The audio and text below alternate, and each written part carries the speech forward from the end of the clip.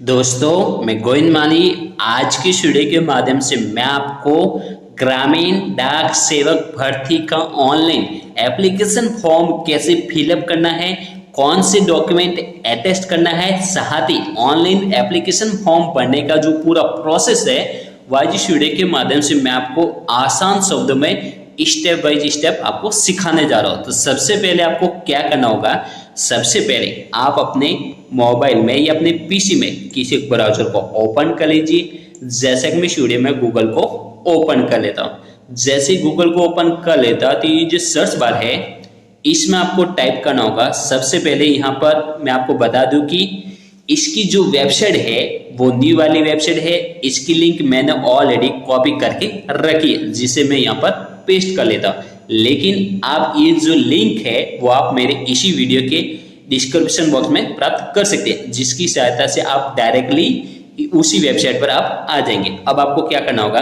जैसे ये वेबसाइट आप कॉपी करके पेस्ट कर लेते हैं तो आपके सामने आपकी जो ऑफिशियल वेबसाइट है ये आप देख सकते हैं। जीडीएस का ऑनलाइन फॉर्म भरने का जो न्यू वाला वेबसाइट पेज है वो आपके सामने ओपन हो जाता है, जो आप देख सकते हैं।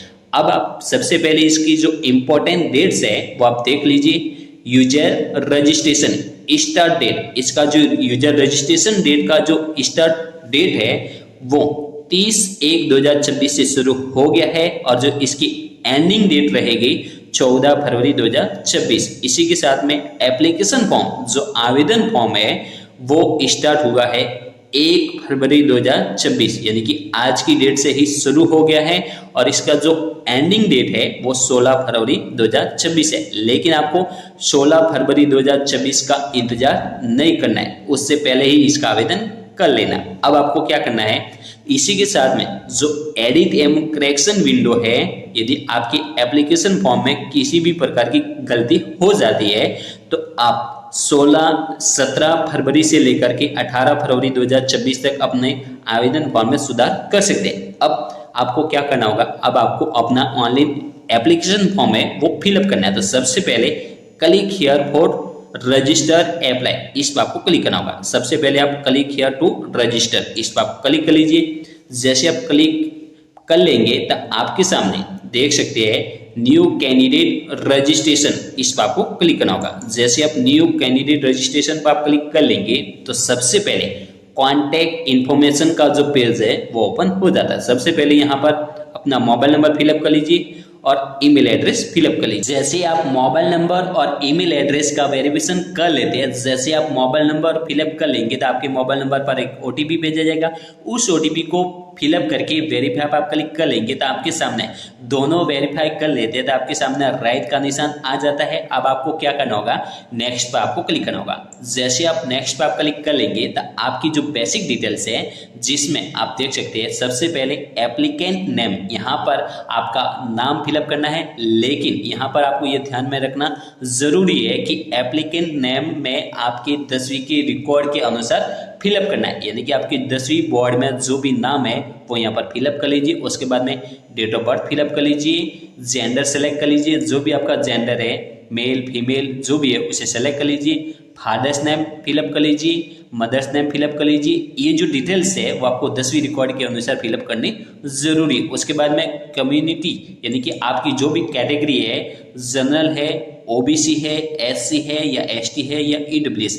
तो दोस्तों मैं आपको बता दूं कि यदि आप अपने कैटेगरी से संबंधित आवेदन करते हैं, मान लीजिए कि आप ओबीसी से कर रहे हैं तो आपका ओबीसी सर्टिफिकेट सेंट्रल का होना जरूरी है। यदि आपका सेंट्रल का कास्ट सर्टिफिकेट नहीं है, आपका जो भी सेंट्रल का सर्टिफिकेट है वो इंग्लिश में बना हुआ होगा। जो सेंट्रल का सर्टिफिकेट होता है वो इंग्लिश में होता है। यदि आपके पास इंग्लिश में बना हुआ नहीं है तो यदि आप समय से पहले कैटेगरी सर्टिफिकेट सेंट्रल का बना लेते हैं तो आप ओबीसी या एससी या एसटी या ईडब्ल्यूएस सर्टिफिकेट के माध्यम से आप आवेदन कर सकते हैं। लेकिन आप समय से पहले आप नहीं बना पाते हैं तो आप यूआर सेलेक्ट करेंगे, यानी कि आप जनरल से आप आवेदन करेंगे। ठीक है, अब मान लीजिए कि आपके पास सेंट्रल का ओबीसी सर्टिफिकेट है तो आप ओबीसी सेलेक्ट कर लीजिए। उसके बाद कंप्लीट, यहाँ पर आपको कंप्लीट पर क्लिक करना होगा। जैसे आप कंप्लीट पर आप क्लिक कर लेंगे ये तो आपके सामने देख सकते हैं registration successfully, your registration number is आपकी जो रजिस्ट्रेशन नंबर है वो आपको प्राप्त हो जाते हैं। जैसे आपका रजिस्ट्रेशन सक्सेसफुली हो जाता है तो आपका रजिस्ट्रेशन नंबर आपके स्क्रीन पर आ जाते हैं, जिसे आप कॉपी कर लीजिए या नोटबुक में नोट कर लीजिए। जैसे ही आपका रजिस्ट्रेशन हो जाता है तो उसके बाद login apply will be enable only during the application submission window as mention as in the notification. अब आपको क्या करना होगा, इसे कॉपी कर लीजिए। कॉपी करने के बाद वापस इसी पेज पर आपको आ जाना है। लेकिन अब मैं आपको बता दूं कि ये जो ऊपर आप देख सकते हैं लॉगिन, यहाँ पर जैसे आप लॉगिन कर लेंगे तो आपके सामने वापस न्यू कैंडिडेट रजिस्ट्रेशन का पेज ही ओपन हो रहा है। अब मैं आपको बता दूं कि जैसे ही आप इसी पेज पर आप आ जाते हैं तो आप एप्लीकेशन सबमिशन डेट है वो 1 फरवरी 2026 से स्टार्ट होने का बता रहा है। लेकिन यहाँ पर ये जो डेट है वो कुछ गलती हो गई है, क्योंकि इसका जो ऑफिशियल नोटिफिकेशन है उसमें आप डेट देख सकते हैं वो online one time registration date 31/1/2026 से शुरू हो गया है। लेकिन submission of online application form 2 फरवरी 2026 से, यानी कि आप इसके आवेदन कल से कर सकेंगे। जैसे आप अपना फर्स्ट स्टेप रजिस्ट्रेशन का फर्स्ट स्टेप कंप्लीट कर लेते हैं तो आप आवेदन फॉर्म है वो 2 फरवरी से कर सकेंगे। जैसे ही 2 फरवरी से आवेदन शुरू हो जाएंगे तो आपको सबसे पहले इसी चैनल के माध्यम से ऑनलाइन आवेदन करने का जो पूरा प्रोसेस है वो शेयर किया जाएगा। लेकिन उससे पहले मैं आपको बता दूं कि आवेदन करने के लिए जिन डॉक्यूमेंट की जरूरत रहती है, सबसे पहला डॉक्यूमेंट 10वीं की मार्कशीट। इसी के साथ में आप यदि कैटेगरी से आवेदन करते हैं तो आपके पास नवीनतम कैटेगरी सर्टिफिकेट सेंट्रल का होना जरूरी है। इसी के साथ में नवीनतम पासपोर्ट साइज फोटो और आपका आधार कार्ड।